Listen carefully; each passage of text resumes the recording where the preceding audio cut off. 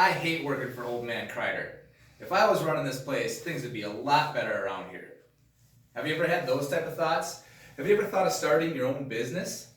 Well, although I'm employed full-time, I have successfully started my own business giving boat tours on the Red River of the North.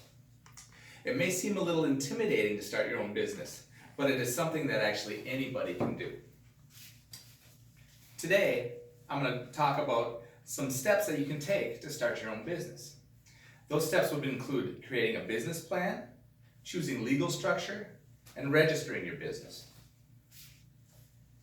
Creating a business plan. According to Express Capital Financing, your business plan should include your business concept, your business strategy, your product information, your marketing plan, and your financial plan. So in order to hit all those, you need to come up with an idea for a business. So it should be something that you have a little bit of knowledge on, something that you're capable of, something that's profitable, and ultimately something that you enjoy. So the next step is research, research, research. You got to find out all there is to know about your business. John Rampton states in Entrepreneur magazine that to write the perfect business plan, you must know your company, your product, your competition, and the market intimately. So what does that mean? It means you need to do all the research, find out if there's other businesses out there like yours, if they're turning a profit, is there a market for two people, are you going to work in competition or cooperation? Find out as much as you can on the front end. It's going to make it a lot easier for you. Now when you're making this business plan, there's two main ones that you can use. There's a traditional and then there's a lean startup. The traditional is very detailed, it's very complex, and that's the kind you're going to want to do if you're presenting to lenders or possible investors. The lean startup is more for smaller businesses and when they're just getting going, and that focuses on just the key elements, and that can take maybe an hour to complete to get going. But once you get that business plan, that's a roadmap for your business moving into the future.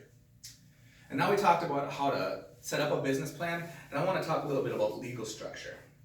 So choosing legal structure. You need to protect your business.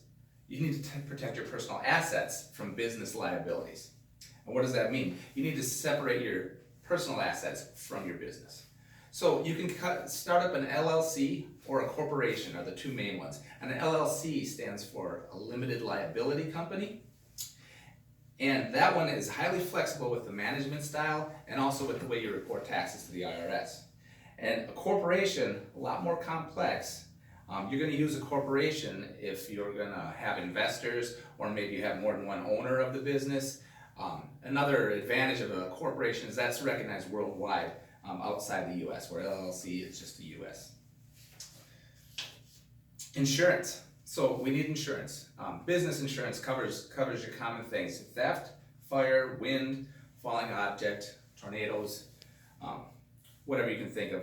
And then you're going to need general liability. And general liability is if somebody's on your property, you have a customer on your property, they get hurt, and you're found liable for it. So an example is you got a customer, you didn't clean the sidewalk off, and they slipped and fell. That general liability insurance will cover their medical expenses, and possibly if you get sued, it'll cover the legal expenses. Another option is to have business interruption insurance, not necessarily required, but what that will do is if something happens to your business where you're unable to operate for a month or two or any extended amount of time, they will cover your income during that time. So let's say a tree falls on your building, takes you 6 months to rebuild. During that time, you'll be compensated for the income that you've lost. And then according to Hartford Insurance website, without business insurance, business owners may have to pay out of pocket for costly damages and legal claims against their company. So insurance is a must, just like anything. All right, now that we talked about legal structure, I want to touch a little bit on registering your business. So you're going to do some research to find out what the federal, state, and the local licenses and permits that you need. And one way to do that is, according to the U.S. Small Business Administration, the Department of Labor provides a website called eLaw's First Step Employment Law Advisor. And then you can put in your business, what type of business you're running, and your location. They will let you know that what permits are needed for that and licenses in that area. You have to contact the IRS. What they'll do is they'll give you an employment identification number. And what that does is, that is how you're recognized by the IRS when it comes to paying your taxes. Not a fun part of it, but you have to get that number registered with the IRS. They give you that number so you can pay your taxes and be legit. You're gonna wanna pick a business name. That's kind of a fun part. You can't really call yourself Taco Bell because that's already out there. But what you can do is you can go to the Secretary of State, find out what names are available, type in the name you want your business to be. If it's available, you can pay a fee, and you pay that fee annually, but then that's registered under your name. Then everything that you do, your checks, everything is that business name. So it is good, and then it's registered with the state as a legit business. Another thing to consider too is if you're gonna do a website, you wanna make sure that name's available for you as well. The domain on the website is. Now today we talked about creating a business plan, we talked about legal structure, and then we also talked about registering your business. So if you can plan it out and follow these simple steps, starting your business can become more of a reality. So my advice is don't be afraid to act upon your idea of starting your own business, and then you can be the boss, and you won't have to work for old man Kreider anymore.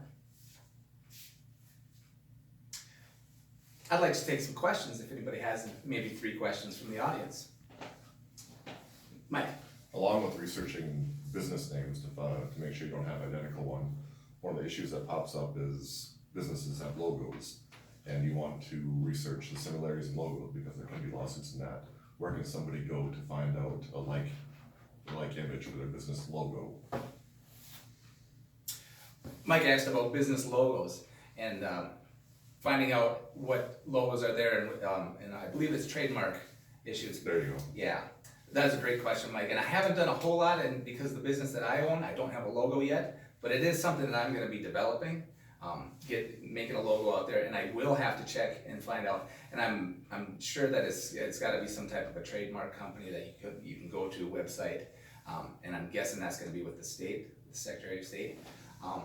But I can get back to you on that and let you know exactly what steps you need to take. I appreciate that, thank you. Is there any other questions? What kind of permits do you have for your business? That was a great question. Wanted to know what kind of permits I had for my business. As I mentioned earlier, I run boat tours on the Red River of the North. That is covered by the Coast Guard, so I need to have a Coast Guard boatmaster license for that. I also need to get a license through the Coast Guard.